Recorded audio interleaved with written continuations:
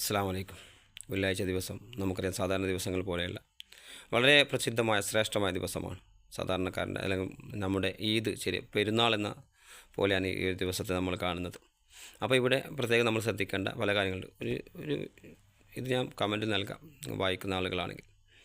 അതേപോലെ വെള്ളിയാഴ്ച ദിവസം കുളിക്കുക, ശുദ്ധിയാവുക, നല്ല വസ്ത്രം ധരിക്കുക, സുഗന്ധങ്ങൾ പൂശുക.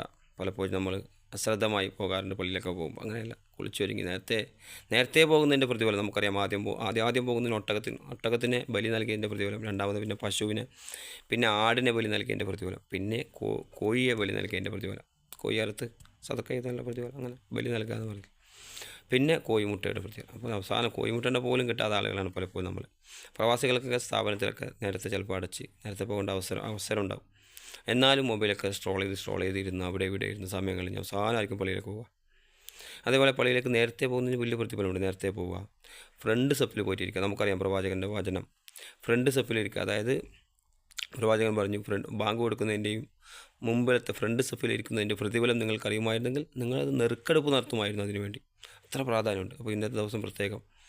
അതേപോലെ കുത്തുബ ശ്രദ്ധിച്ച് കേൾക്കുക. പല ആളുകളും കുത്തുബ സമയത്ത് വാട്സപ്പ് മെസ്സേജ് അയക്കുകയും മൊബൈലിൽ കളിക്കുകയൊക്കെ ചെയ്യുന്നത് നമ്മൾ കാണാൻ വേണ്ടി സാധിക്കും. പിറകിലിരുന്നിട്ട് സംസാരിക്കുന്നൊരു, അതായത് ഒരാൾ സംസാരിക്കുന്നതിൽ നീ സംസാരിക്കരുതെന്ന് പറയാൻ പോലും പാടില്ല. അത് നമ്മുടെ പൂർണ്ണ പ്രതിഫലത്തെ നഷ്ടപ്പെടുത്തി കളയും. അതുപോലെ രാവിലെ സൂറത്തുൽ ഇൻസാൻ, നമുക്കറിയാം 76-ാമത്തെ സൂറത്തുൽ ഇൻസാൻ പാരായണം ചെയ്യുക. വെള്ളിയാഴ്ച ദിവസം സൂറത്തുൽ കഹ്ഫ് പാരായണം ചെയ്യുക.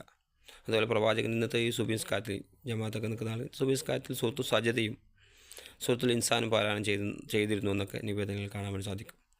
അതേപോലെ ചില ആളുകൾ എത്ര റൂമിൽ സൗകര്യം ഉണ്ടെങ്കിലും വീട്ടിൽ സൗകര്യം ഉണ്ടെങ്കിലും വീട്ടിൽ നിന്നൊക്കെ ഒതു കൊടുത്തിട്ടാണ് നമ്മൾ പോകേണ്ടത്. പലപ്പോഴും നമ്മൾ നടന്നു പോകുന്നതിനാൽ വലിയ പ്രതിഫലമുണ്ട്. നടന്നു പോകുന്ന വാഹനത്തിൽ പോകുന്നതിന് പ്രശ്നമില്ല, പക്ഷേ നമുക്ക് ഒതുവൊക്കെ എടുത്ത് നടന്നു പോകുമ്പോൾ ചവിട്ടടിക്കനുസരിച്ച് പ്രതിഫലം, വലിയ പ്രതിഫലം നമുക്ക് കാണാൻ വേണ്ടി സാധിക്കും. ഹദീസൊക്കെ നമ്മൾ വായിക്കാൻ അത്ഭുതപ്പെട്ടു പോകും. അത്ര വലിയ പ്രതിഫലം ഈ സുന്നത്തായ കാര്യങ്ങൾക്കുണ്ടെങ്കിൽ ഫർളായ ഇതിൻ്റെ പ്രതിഫലം എത്രയായിരിക്കും എന്ന് നമ്മൾ ചിന്തിക്കാൻ കൂടി അത് നല്ലതാണ്.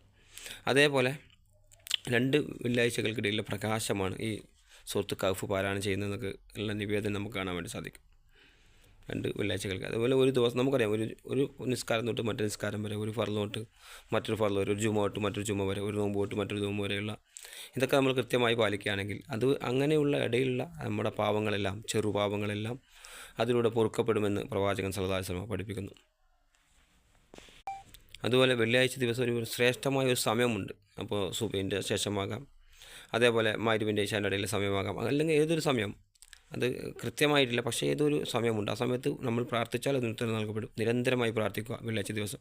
അതുപോലെ സലാത്ത് അധികരിപ്പിക്കുന്നത് വലിയ